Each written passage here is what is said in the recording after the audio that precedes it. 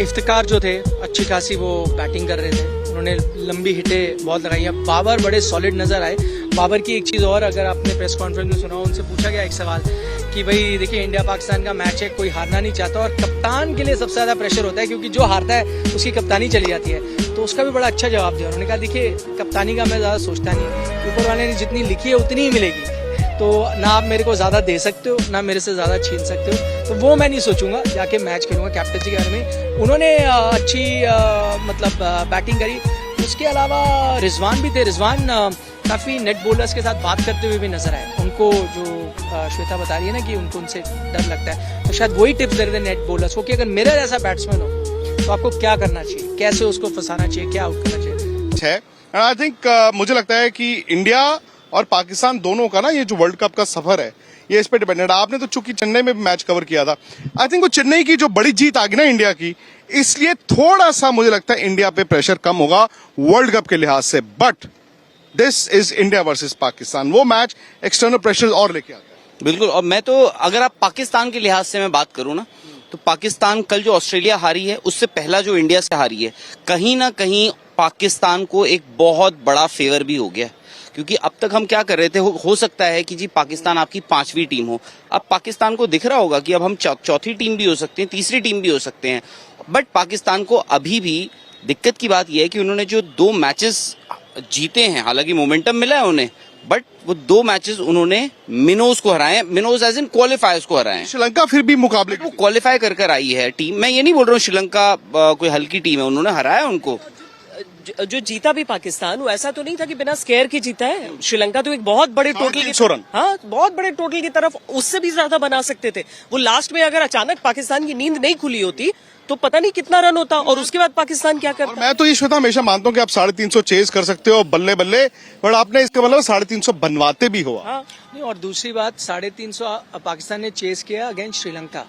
मैं लिख के दे सकता हूँ, वही मैच, वही कंडीशन, वही टारगेट आप इंडियन बॉलिंग लाइनअप लगा देते तो 300 भी आपके बड़े मुश्किल से बनते हैं। बहुत फर्क है वो श्रीलंकाई बॉलिंग और इस इंडियन बॉलिंग में, क्योंकि उस बॉलिंग को कंडीशन चाहिए। ये इंडियन बॉलिंग कुलदीप यादव को कंडीशन नहीं चाहिए, जसप्रीत बुमराह को कंडीशन नहीं चाहिए। सिराज अभी थोड़े एक्साइटेड है, बट विदाउट कंडीशंस भी वो आप उनको आउट कर सकते थे। लेकिन एक चीज अच्छी लगी मुझे, बाबर ना अक्सर मैंने देखा है बड़े दबे दबे से रहते हैं, थोड़े अंडर कॉन्फिडेंट नजर आते हैं। पहली बार बड़े रिलैक्स, खुश मिजाज, हंसते हुए, उनको तीखे सवाल भी पूछे गए लेकिन बड़े रिलैक्स होकर उन्होंने जवाब दिया। रिजवान पे भी सवाल पूछा गया था और उस पर भी उन्होंने जवाब नहीं, उन्होंने कहा यार आप कंट्रोवर्सी बनाना चाहते हैं। क्या सवाल उनसे ये पूछा गया कि ये टूर्नामेंट चल रहा है तो इस बीच रिजवान किसी और चीज पे कर रहे हैं, तो उन्होंने कहा ये जो आपने सवाल पूछा है ना, ये तो आप उस तरफ लेके जा रहे हो, आप कह रहे हो रिजवान नहीं, आप लेके जा रहे हो, मुझे उस पर कमेंट नहीं करना पर्सनल। उन्होंने स्मार्टनेस दिखाई है, उनको पता है कि इस प्लेटफॉर्म पर वो नहीं बोल सकते हैं बात। आईसीसी प्रेस कॉन्फ्रेंस में तो नहीं बोल सकते यार। जब धोनी ने पुलवामा के टाइम जब सिर्फ एक सॉलिडारिटी की बात हुई थी, तब बैन करने की बात किस टीम ने उठाई थी कि बैन कर दो, बैन होना चाहिए। मैं तो कहती हूँ रिजवान को बैन होना चाहिए। वो फील्ड ऑफ प्ले था, एंड दूसरी बात थी वो डायरेक्ट नहीं, उसमें social media comes under part of जो गाइडलाइंस हैं कि एक प्लेयर क्या कर सकता है कि नहीं।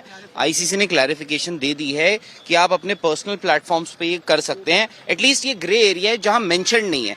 अगर कुछ कदम उठाना है तो पीसीबी उठाएगा कि पीसीबी की गाइडलाइंस क्या कहती है। पर हकीकत ये है ना कि पाकिस्तान मुल्क की जो सोच है कहीं ना कहीं रिजवान की ट्वीट उसी की रिफ्लेक्शन।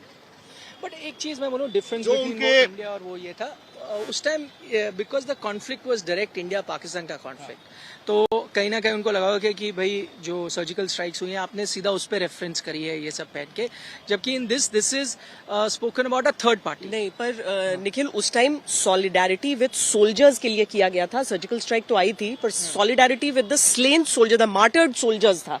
तो इसीलिए इंडिया का राइट था, जो बहुत बायलैटरल में आपका राइट है। जो धोनी ने आईसीसी वर्ल्ड कप में जो वो इंसिग्निया जो ग्लव्स थे, हालांकि आईसीसी ने उसको हटा दिया था, वो सेम हुआ जो मोइन अली के साथ हुआ था 2014 में, बिकॉज वो किट में आ जाते हैं। It is part of your kit while a test while a game was on. खैर ये ग्रे एरियाज रहेंगे जो भी है। मुझे ये बताइए कि आप लोग जो हैं तैयार हैं इस मैच के लिए? बिल्कुल तैयार है, आप देख लीजिए। अरे पूछना है, बताना थोड़ी है, उनसे पूछना है। किनसे? जो हमारे परिवार के लोग हैं। आपने पूछ तो लिया, मेरे पूछने से कोई ज्यादा लोग थोड़ी ना। हम बाबर आजम का कंपैरिजन कर देते हैं विराट कोहली से।